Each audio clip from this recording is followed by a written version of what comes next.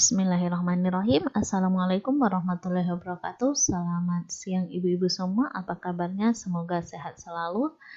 Baiklah, hari ini kita berjumpa dalam angka seminar PAUD ya. Ini adalah salah satu mata kuliah pilihan yang ada di Prodi PAUD, dan kebetulan saya cek hari ini yang mengambil mata kuliah ini ada 5 orang. Berarti kalau 5 orang kita 4 kali pertemuan ya. Nah, pada pertemuan kali ini saya akan jelaskan di awal terlebih dahulu tentang bagaimana proses perkuliahan kita, baru nanti saya akan bahas sedikit tentang konsep dasar seminar. Oke. Gambaran perkuliahan kita ibu-ibu. Nah, hari ini saya akan berikan materi, nanti ibu-ibu akan siapkan bahan untuk ibu seminarkan. Nah, bagi ibu-ibu yang sudah punya proposal, ibu seminarkan proposal ibu ya. Berarti anggap saja ini adalah ajang latihan ibu seminar proposal.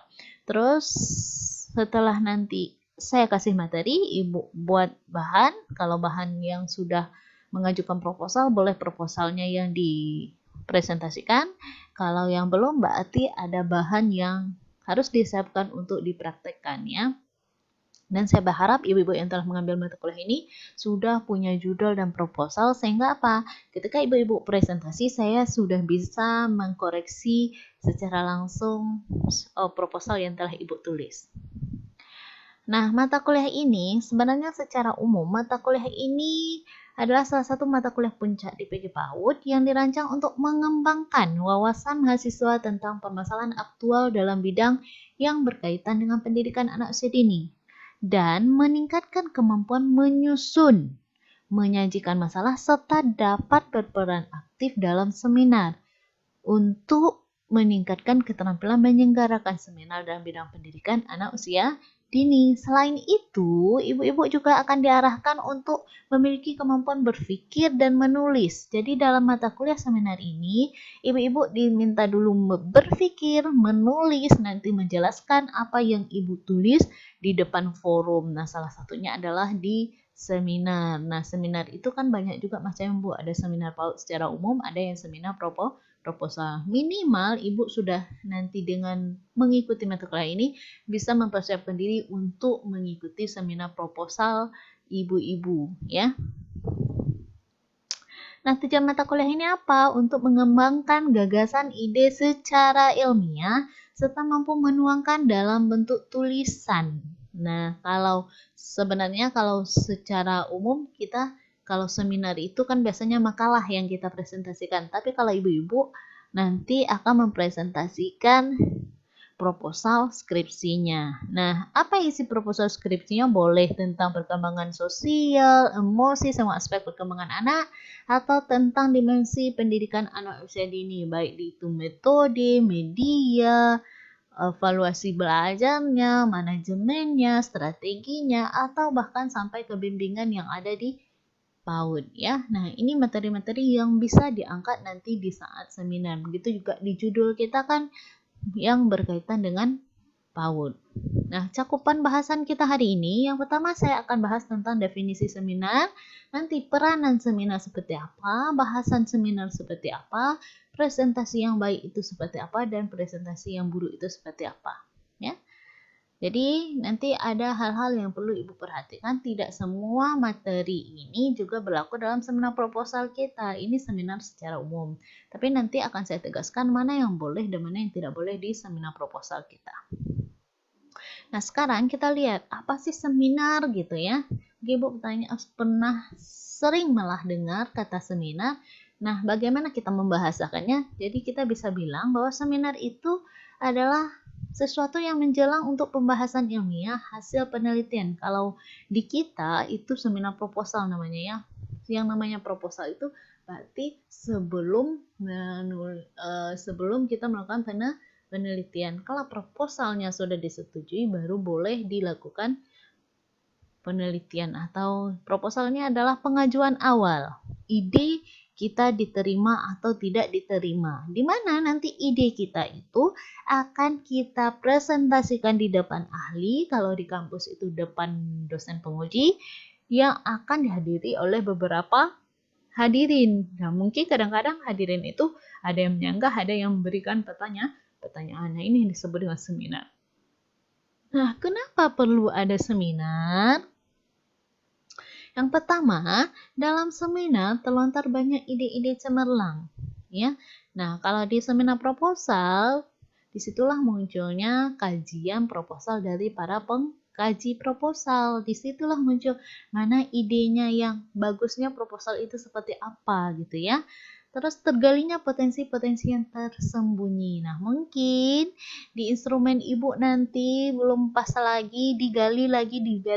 Yang awalnya ibu berpikir sendiri, sekarang dibantu oleh dua pengkaji. Sehingga apa? Ide-ide yang tersembunyi itu bisa muncul. Terus terjadi berbagai diskusi dan perdebatan yang membuahkan rumusan-rumusan, kesimpulan-kesimpulan, atau rekomendasi. Sehingga apa nanti setelah ibu seminar proposal biasanya akan ada kesimpulan judul ibu apakah diperbaiki atau dilanjutkan, instrumen ibu sudah diterima atau akan diperbaiki. Maka nanti kalau banyak perbaikan biasanya ada catatan-catatan perbaikan. Nah, hasilnya akan digunakan oleh para pembuat keputusan untuk menentukan sikap dan tindak lanjut yang bersifat strategis dan berdampak luas.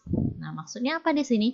Kalau di seminar proposal kita, biasanya nanti ya ada catatan-catatan perbaikan, apakah judul ibu diterima atau tidak diterima. Kalau diterima, tetap akan ada perbaikan sebelum ibu melakukan penelitian.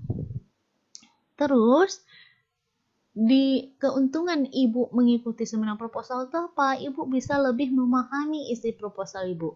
Yang selama ini ibu pikirkan harus sama dengan apa yang dipikirkan oleh pengkaji. Kenapa? Kalau sudah sejalan persepsi pengkaji dengan ibu, biasanya ibu-ibu akan lebih mudah untuk melanjutkan proposalnya. Tapi kalau ibu pikirannya lain, yang dipikirkan pengkaji lain, maka kesulitan nanti bimbingan. Makanya di saat seminar proposal inilah terjadinya persamaan persepsi sehingga isi proposalnya lebih berkualitas. Nah, khusus mahasiswa di bawah bimbingan dosen yang bersangkutan dapat melakukan simulasi pelaksanaan sebuah seminar, sekaligus menokohkan diri mereka menurut peran-peran apakah sebagai panitia. Nah, ini kalau seminar secara umum ya. Kalau seminar secara umum nanti kalau mahasiswa bisa berperan. Tapi kalau di seminar proposal udah jelas yang jadi panitia peserta seminarnya. Ya, karena apa? Mereka harus mempersiapkan diri untuk pelaksanaan seminar. Nah, itu dia. Terus, apa saja yang terjadi di dalam seminar? Yang pertama adalah proses Anda membuka seminar atau yang biasanya disebut pendahuluan, baru nanti proses presentasi, dan terakhir baru Anda menutup. Ya. Nah, apa yang harus Anda lakukan di pendahuluan? Pertama adalah bagaimana cara Anda membina hubungan dengan audiens. Maksudnya apa? Memberikan sapaan kepada pengkaji. Kalau saat seminar proposal, perkenalkan diri, terus habis itu mungkin ada sedikit sapaan kepada pengkaji proposal. Terima kasih Ibu telah berhadir di sini yang akan mengkaji proposal saya gitu ya. Bagaimana cara Anda menangkap perhatian audiens? Berarti ketika Anda menggunakan kutipan, gambar, fakta, atau kisah, Anda harus bisa menjelaskan ya. Terus apa maksud presentasi Anda dan bagaimana Anda akan menyatakan dengan jelas di awal pembicaraan. Berarti di sini Anda harus ibu-ibu ketika seminar proposal itu harus jelaskan judulnya apa, permasalahannya apa. Habis itu baiklah untuk lebih jelasnya saya akan presentasikan. Nah, baru kita akan berpresentasi. Ada kata-kata kunci yang kita pegang saat presentasi. Jadi yang perlu diperhatikan dari isi presentasi, urutannya logis sesuai dengan kalau di proposal berarti sesuai dengan buku pedoman gitu ya. Terus ada kata-kata kunci masing-masing bagian. Di pendahuluan itu apa saja yang harus Ibu jelaskan? Minimal di situ harus ada masalah, permasalahannya apa, terus solusinya seperti apa, pelaksanaan solusinya seperti apa. Terus keunggulan untuk meyakinkan para pengkaji, keunggulan dari solusi yang Ibu tawarkan apa? Minimal ada 4 itu. Terus kata-kata kunci ya yang dibilang tadi ya. Jadi yang pertama urutannya jelas, yang kedua ada kata-kata kunci yang Ibu sampaikan di setiap bagian. Terus bagaimana cara Ibu meringkas butir-butir itu dan menjelaskannya ya. Maksudnya apa? Kita kan udah punya presentasi, jadi makanya PowerPoint itu power-powernya aja Bu, kekuatan kata-katanya atau kata-kata kunci aja. Misalnya di pendahuluan Ibu cukup hanya memunculkan 4 aja. Pertama, idealnya itu seperti apa? Idealnya anak PAUD itu harus mampu membaca misalnya. Setelah itu Ibu lihat, ternyata permasalahannya di lapangan anak-anak belum bisa membaca. Solusinya apa? Oh, Ibu ingin memakai wayang huruf untuk mengajarkan membaca. Keunggulannya apa? Selama ini orang hanya memakai kartu kata, ya, atau video. Tetapi saat kartu kata atau video anak hanya menonton dan mendengar. Kalau wayang huruf, anak mendengar, menonton, dan melakukan. Berarti anak memiliki pengalaman yang lebih banyak. Jadi disinilah keunggulan solusi itu dimunculkan. Sehingga apa? Pantas loh saya angkat judul ini. Nah, itu maksudnya kata-kata kunci tadi. Ya. Terus, nah apa itu presentasi yang baik itu bagaimana? Yang pertama, energinya punya energi dan penuh semangat. Bukan berbisik-bisik di depan saat presentasi, malah pengkaji bilang, Bu, kerasin lagi suaranya. Jangan sampai terjadi hal seperti itu. Terus kontak mata dengan audiens untuk meyakinkan. Jangan nengoknya ke atas waktu presentasi, tapi coba seolah-olah Ibu sedang berbicara dengan pengkaji Ibu ya. Berbicara dengan jelas dan cukup keras, tapi jangan sangat keras. Karena ruangan seminar kita kan sangat kecil. Jadi ya ukurannya pas lah untuk acara seminar. Jadi ya sesuaikan ya volume suaranya. Terus sesekali bergerak saat berbicara. Jangan hanya macam patung aja ya. Terus menggunakan anekdot atau humor yang sesuai kalau dibutuhkan. Kalau tidak dibutuhkan, untuk presentasi proposal ini tidak dibutuhkan. Yang dibutuhkan adalah Ibu bersemangat mempresentasikan, ada kontak mata dengan audien Ibu atau pengkaji, berbicara dengan jelas dan cukup keras, bukan sangat keras, terus sesekali bergerak saat berbicara. Berarti memberikan penjelasan dengan mimik. Terus mengenakan pakaian yang serasi. Kalau kita di tempat kita sudah ada aturannya ya. Pakai pakaian hitam putih. Argumen-argumen terstruktur dengan baik. Nah, ini biasanya terjadi saat latar belakang. Kenapa Ibu ngambil latar belakang itu? Karena Bu, ada masalah di sekolah saya. Nah, bagusnya Ibu jawab masalah itu sesuai dengan judul Ibu. Jangan masalahnya Ibu membahas bahasa, tapi masalahnya anak tidak mau disiplin, tidak mau berbaris, susah kali diatur, itu tidak nyambung jadinya ya. Terus slide dapat dibaca. Terus tipe slide bervariasi. Tidak lebih dari 1 slide per menit.